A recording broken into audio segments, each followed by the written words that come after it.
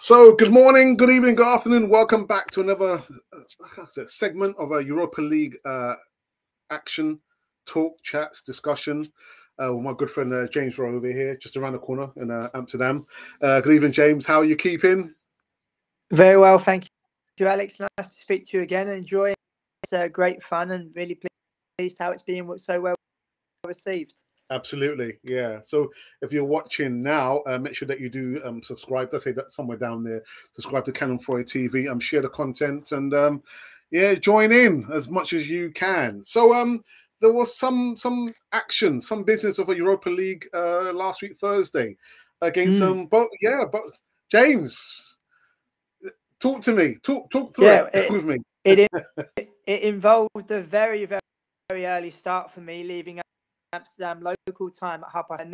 Normally I fly back for games the night before, but due to commitments here in the Netherlands, I had the game and was able to rest up during the day and get to the game ahead. On Glimt supporters, they made a real party out of it. When I arrived at the Emirates, it was a sea of very much similar to Dortmund, considering Bodo is a town of 4 total that can all fit in the Emirates. I think the majority of them were there, and they were in great. My seat was next to the away end, my guilty pleasure, if you like. And see, I had the steward, and then you had the Bodo Glimt fans, and I was chatting to one Bodo Glimt fan when I said, your team's been on a great journey. Result against Roma, the result against Celtic, and I said Alkmaar, and his reply was, "We're just having fun," and he wanted to give me his scarf, but I very much I declined. But it was a nice offer from him. But from my point of view, looking forward to European home game on the 3rd of November, and as well, obviously before that, the double header against PSV. I will be in Eindhoven to the train journey home. Whereas normally I fly back from Amsterdam Schiphol the following morning. With PSV Eindhoven, I can get the train back to my own. It's a strange feeling, but one that will be very nice. James, do you? I don't want to sound too harsh, but I understand the fans, the Bodo Glimt fans, they say that they're just enjoying themselves. But should they not be taking it more serious? I mean, I actually like the way that they played football. Actually, on the night, unfortunately, they lost against Arsenal. But do you think they should be taking the competition more serious, or do you think it should just be a day out and taking the atmosphere? I think they are taking the competition seriously. If you look, they drew away in Eindhoven 1-1, and they were unfortunate not to win that game. I think that especially we've been in Europe for nigh on a quarter of a century, where the majority of the time participate, where people are not really interested until we reach the last 16. Well, I tried Amsterdam all the way through my time here, attending matches. I Bodo Glimt home game since Eintracht Frankfurt, November 2019, on the loudspeakers that European football is back in N5. It felt quite just. I was very proud as always. Every game from Amsterdam, win, lose or draw, is a complete privilege forever. But I actually think that Bodo Glimt are taking the competition seriously.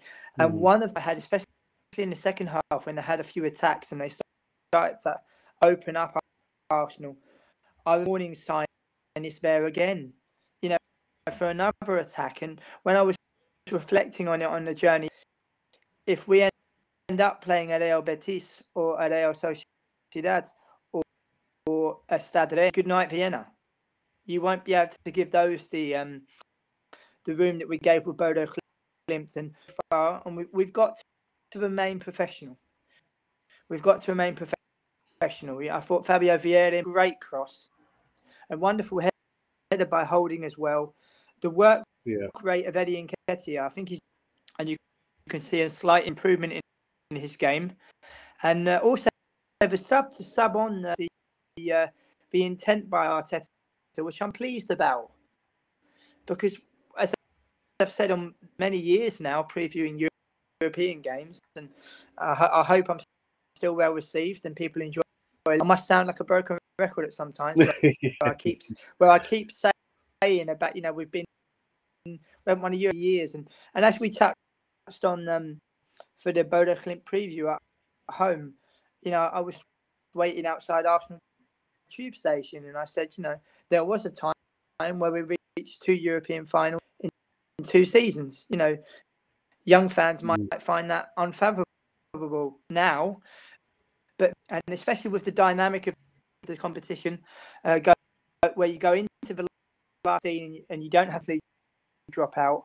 That round include many surprises.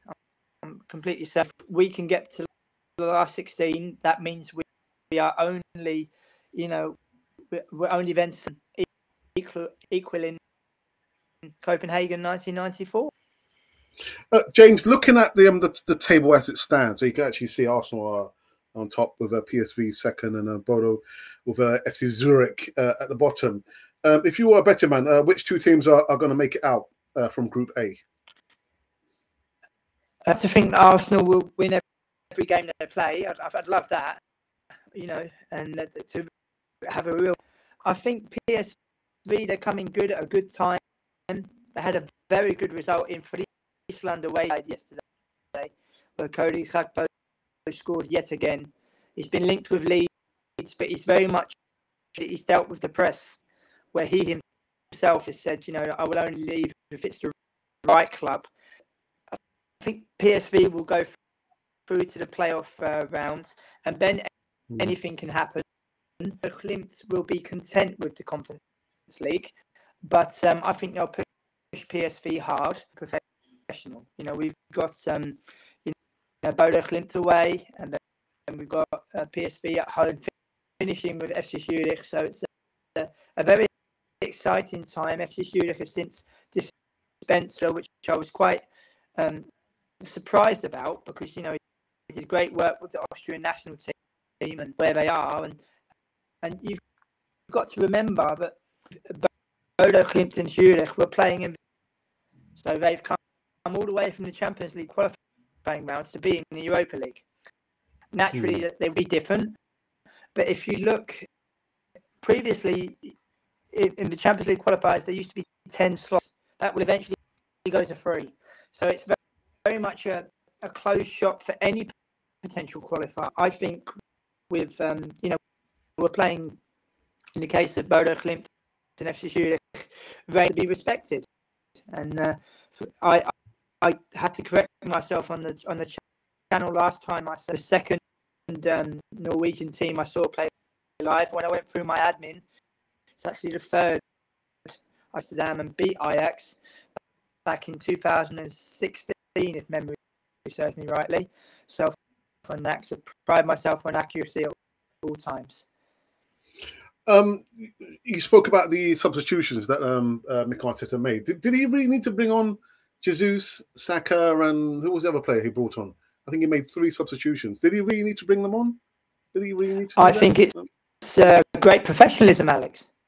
You can't win this tournament by winging it, and I think it's highly disrespectful to a group by winging it, especially when the dynamic has changed.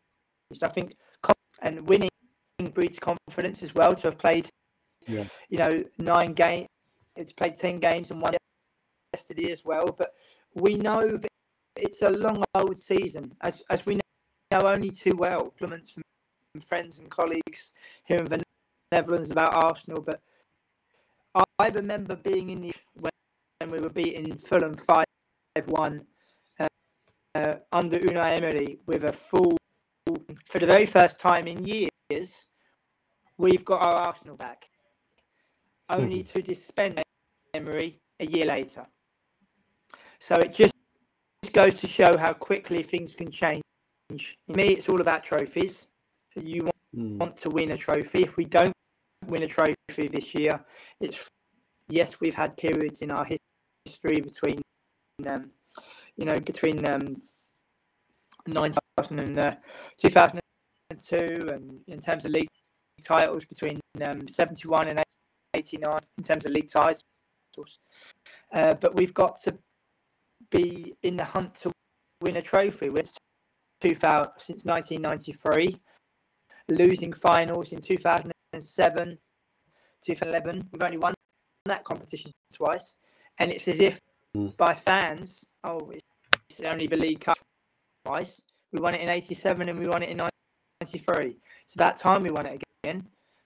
So even if a trophy that we can win in all competitions, just push hard. I think pretty much premature, and also I think people talking about City as well. Yes, they're doing extreme. This is a season which also involves the World Cup, and it'll be very interesting to see the momentum, which is not to stop for a World Cup, and then for the players, they finish.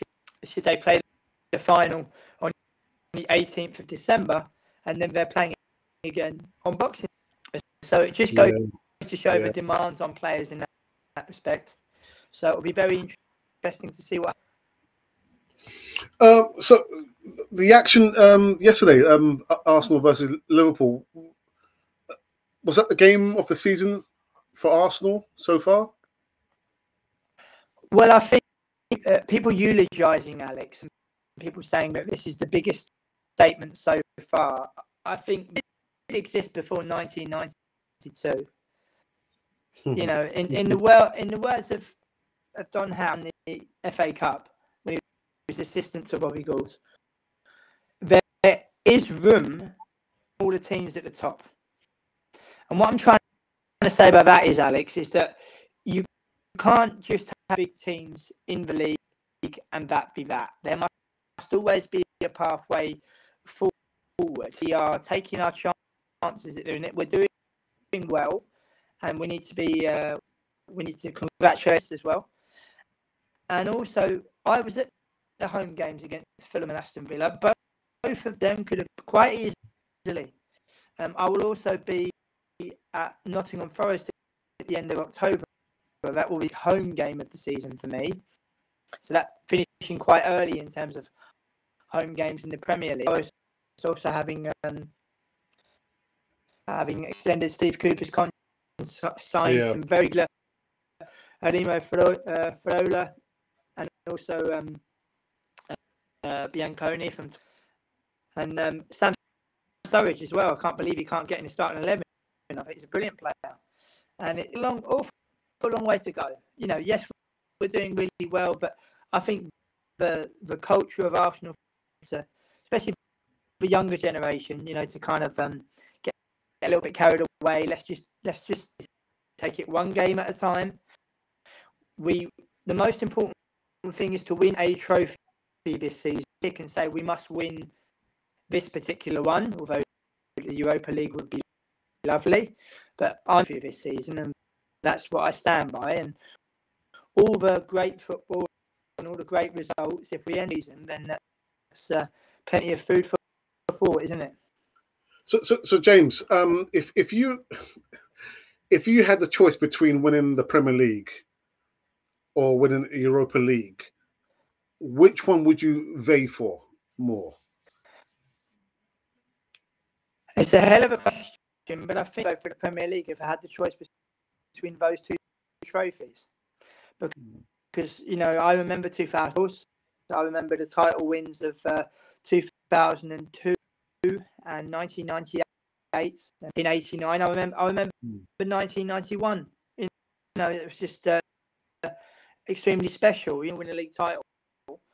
Lucky enough to see Arsenal win in Europe. When you've been supporting the club for 33 years.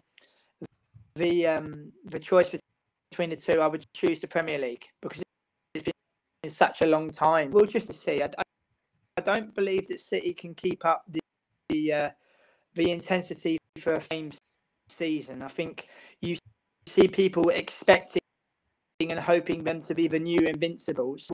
We'll just look to secure another league title. And I believe it will be their nice. They're only four behind us. Yeah. And if you think before Sheikh Mansour come in to Manchester City and how that all went, how many we were ahead of them. We were ahead at one point, and now they're in front of us. So we're trying to get our 14th, and I'm not saying we're going to get it this season, but that's what we're going for. And who would have thought since 2004, which is the case? Yeah. Ah, dear. Anyway, yes. It's quite stressful being an Arsenal fan, James. Thing are the memories. That's the most important thing. I mean, I am in a privileged position to attend games, but that's not going to last forever. I was very lucky with Bodo being the 57th season, but it's also, I've been quite lucky to see so much, Alex, especially in Europe, having prioritised European games. I remember flying back for the games against Ostersunds and Atletico Madrid and Champions League games against Bayern Munich and AC Milan. So being very lucky. And so part of me is also slightly embarrassed that we've been in Europe for such a long time. Anything only to be eclipsed by teams that have only been in Europe for a short period of time, and they have won. So me hopes that we can nip it in the bud and win a European trophy to show the football can win in Europe. Yeah. I hope it comes sooner rather than later, Anyway. I hope so, but it's more, I reflect on the Champions League final 2000. Our club would have been, if we'd have got that over the line, the most painful defeat, and Galatasaray in 2000 and Chelsea in 2000, and not as if we haven't been in touching distance. I was too young to experience 1980 side with Mario Kempes, but also aware of that as well. But we can try to turn it around, because to have all those programs and to have all those good performances, but it never resulted in winning a European trophy this year. And I think, but I said the same when we had our first season in the Europa League. Fan base, because it wasn't Champions League, I wasn't interested. I also maintain that someone gets to the last 16 or quarter final, only then will they be interested. But you've got to follow the journey, the European journey. This season will take me to London twice, a country that I live. So that will be my European journey this year, and hopefully potential even quarter final, semi final, depending on opponent. It's nice to be quite choosy, having seen to be aware that I'm not greedy. If I have maybe seen a team play, even if it's a long time ago, you've got to let the next generation of fan experience European nights, because it's always nice to be humble and to let someone else enjoy their European. But you know what, James? I always find it interesting whenever I talk about Arsenal, and I always try and remind the subscribers and the viewers that we've got to take things, like you say, enjoy the season. It's a long old season, 38 games only in the Premier League. That doesn't even include the cup games. And I always try and say, look, we've got to try and take it one game at a time. But some people will probably tell you, James, that this is Arsenal's time to win the Premier League. This is Arsenal's time to win, European or Europa League cup. But I'm thinking, well, we're not even 10 games in this season. Not even exactly. And also, 8-point, Alex. But also, have we not heard this before? Yeah. Have we not heard? I think a lot of the fan base, especially the younger generation, they are guilty of short memories. They are memories. As I touched on earlier in our podcast tonight, I remember being at Craven Cottage and hearing Arsenal back. We've got our Arsenal back, and fast forward to Fulham at home only at the end of August. You have Tony Adams people were singing the same. You know, you've got to enjoy the journey, but you've also got to be aware that the landscape of European football has changed. If you go through their respective Europa League group, you'll see the name of Real Betis, you'll see the name of Freiburg in Germany. I'm sure a lot of Arsenal fans might say, who are they? Olympiacos and Nantes and Karabakh, and they've won every single game so far. Excellent goalkeeper in Mark Flecken, who I interviewed when he was a complete unknown playing in the German third. I hope he will become the Dutch #1 for the World Cup. I really do. And there's going to be very many competition this year, but we've got to just take it one game at a time. I'd love us to win all group games, and our 16 game until March, and then we can see how the landscape is, see who we play, try to go for it, because then it's 7 games, 7 wins, and then we've eclipsed Copenhagen. Anyway, so we are back in the Premier League after our stint again this Thursday. Premier League, Leeds United, my brother's second favourite club, that is. James, yeah. How do you see this one being played out? Leeds, Arsenal. First and foremost, Alex, I will be going to Ellen Road for the first time on Sunday, and really looking forward to it. I'm great flight from Amsterdam to Leeds Bradford, and I'm also pleased that they've got a direct flight from Norwich and also Newcastle as well, because it enables me to get to places that are quite difficult for people based in London, like that. But a massive football club, you know, a fantastic stadium, and it's going to be a fantastic away day. I think it's going to be a hard-fought away day, and Norway, especially with the logistics of it, where it is flying back, you know, from near the Arctic Circle. My prediction for Leeds is actually going to be a 1-1 draw. I think that up into the Premier League, we drew 0-0. They hit the post through Patrick Bamford, and we should have lost. I think to our second trip to Ellen Road, where we won 4-1, that game shouldn't have even been played. Leeds literally could barely put a team out, let alone subs. And yes, we played really well, but games shouldn't have even been played. So, very excited. It's the first time I see a team coached by Jesse Marsh. You know, the fans of Ellen Road, I think, be very interesting. Nice to hear about Ralph's second team as well. Looking forward to it, and another away day for the memory book. Yeah, and actually, just over the last few meetings, you can see back to 2020, we beat them 1-0 in the FA Cup, and then in the Premier League it was a draw, and then 2021 it was 4-2 to Arsenal. So yeah, yes, it'll be an interesting game, but do you think Leeds are missing Marcelo Bielsa? Do you think if they only had stuck with him? Well, I think they are, but then again, Jesse March as well, although he wasn't there for very long. I think the story of Marcelo Bielsa is still not. It's akin to Pep Guardiola rocking up at Sheffield Wednesday. It's akin to Simeone. And, you know, he changed the fabric of that club. And I don't think that it was given half it deserved.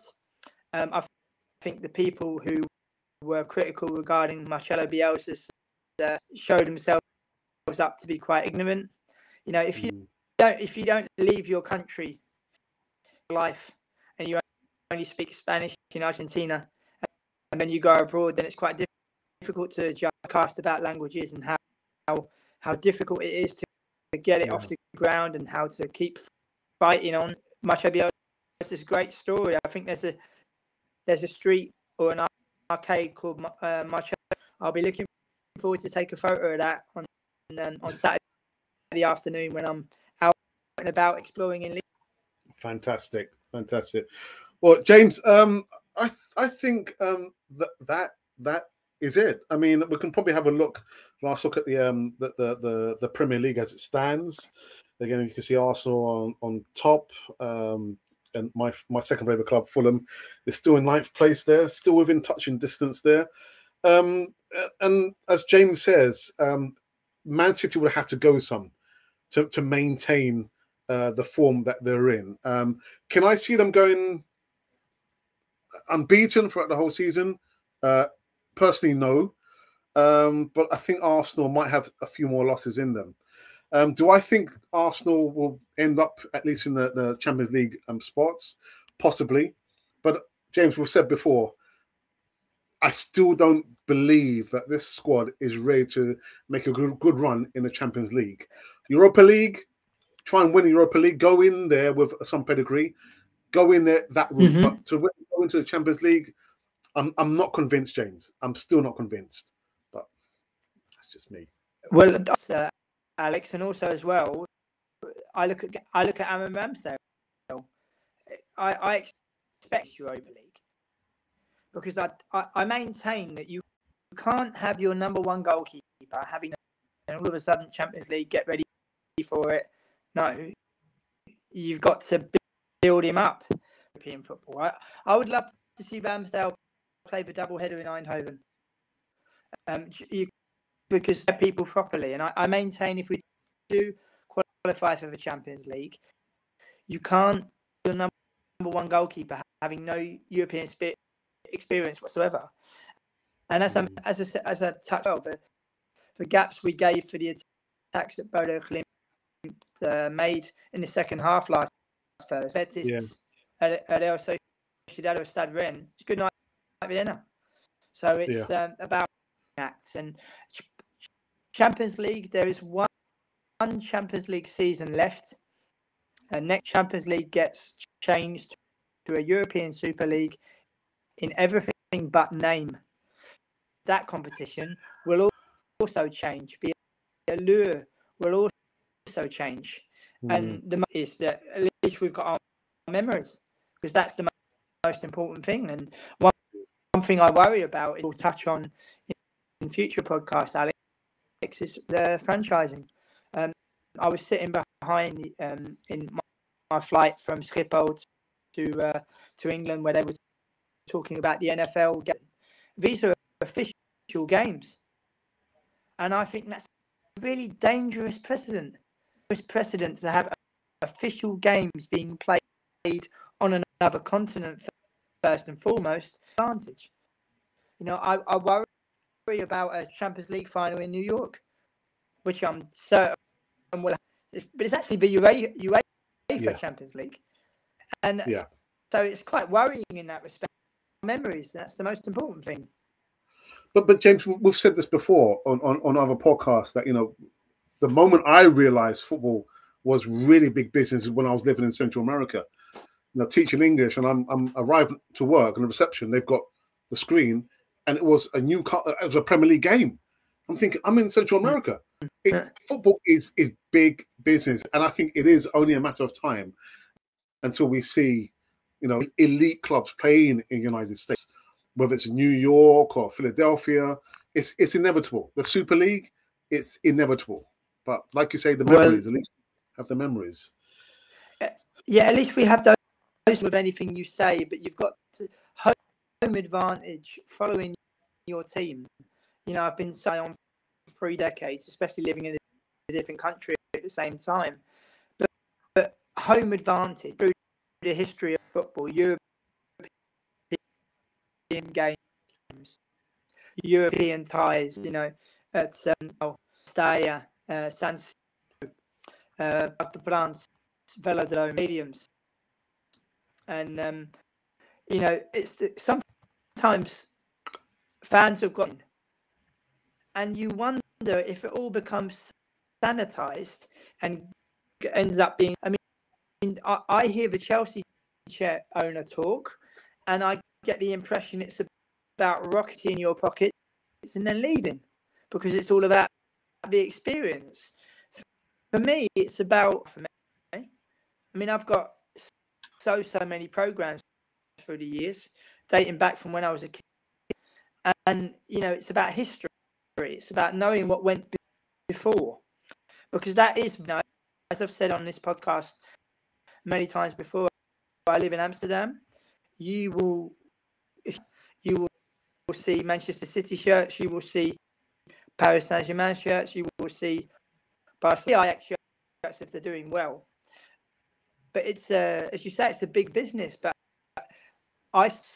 15 seasons ago, you reach an age where it doesn't quite fit anymore. It's important to know the history of the club that you support, or the club that you admire, like Madrid. But not many people will know that Real Madrid was once the team of the Madrid City. Started out as the team of the Madrid City Council before it received the royal title for Alfonso XIII. And the history about that, if you look at how Spain was formed, now Español literally means Spanish. So the literal translation of the team is Barcelona, referring to the Spanish people who were living in Barcelona at the time, who were forbidden for playing for Barcelona. They started up their own team, and this is what I mean about history. It's really important. It's Dial Square and Royal Arsenal. It's the same with Ajax as well, and with Fico and Porto, and we've got to respect the history, and to know where spawns from and where teams have came from. It's vitally important. You look at, for example, with AEK Athens and Panathinaikos and Olympiacos, and I mean, I love travel. Travel is as important to me as football, but it all links in. Clues and the reading material are all there. So I advise many fans on all platforms that I'm on, always try to educate yourselves, because you never know football fan, football writer, but don't know everything. We live in a world where people are convinced about. I know an awful lot of things. Half of them I've never brought them into the mainstream, because you're dealing that have played in World Cups, that have won Champions Leagues, that have won Premier Leagues, and once you fool people, that's it. So it's about keeping professional at all times. Do you know what, James? I remember on one particular podcast, one of the segments we were talking about was, I think it must have been the Super League. And I remember at one point you were saying that the old Highbury Stadium, which I walked past quite a few times now, and I remember you saying, we've got to be careful with Arsenal, because at some stage in the future we might be walking past now the Emirates and say, do you know what? There used to be a football club here. There used to be a football club here, and if we're not careful, James, and again, I think it's probably inevitable where we're going to see games being played in the United States. But we've got to be very careful. If we don't look after Arsenal, I might find myself walking past the Emirates saying just that. There used to be a football club here. Yeah. There used to be a football club here, and it's all gone. There again, Alex, lies the memories which people have. I mean, I love changing ideas and opinions. It's amazing. It's brilliant, But, you see about coaching, people are saying, oh, in the future, apparatus in their ear to be told what to do. Well, whatever happened to intuition? That with my colleague, I said, so the next step is to have all players to have a apparatus go live on social media. What should the player do? Should he pass the ball to the left? Should he pass the ball? You've got 30 seconds to vote. And, you just think it's. I refer to massive, in the country that I live and the country that you live and where I'm from, Cruyff. I've spoke to a lot of people who coached alongside him, and what did they all say? They say that he did a lot of it on intuition. I suppose discovered him. Johan discovered him at the age of 10. And gave him that opportunity, a lot on intuition, and that's what made for success as a player and the manager at Nottingham Forest. You know, having spoken to Viv Anderson, and what did Viv Anderson say? He made it simple. And I go back to a quote I received from a professional. I think a lot of people forget that you can be the greatest manager in the world if you can't get your message across, and you're not.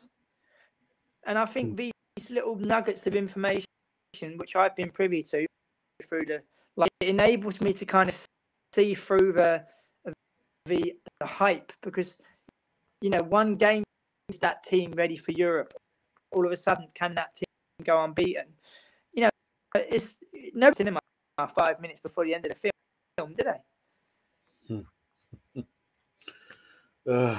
No, it's got to wait and see what will happen, and try to enjoy it.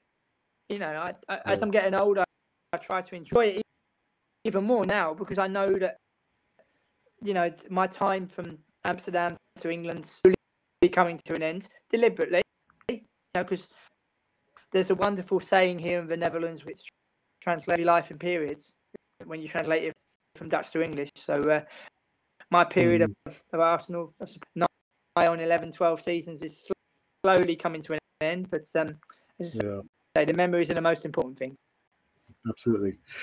Well, I tell you what, James, it's always a pleasure just talking to you. I mean, we could talk until the cows come home, to be honest, James. But always a pleasure speaking with you, James. Thank you for giving us your time again.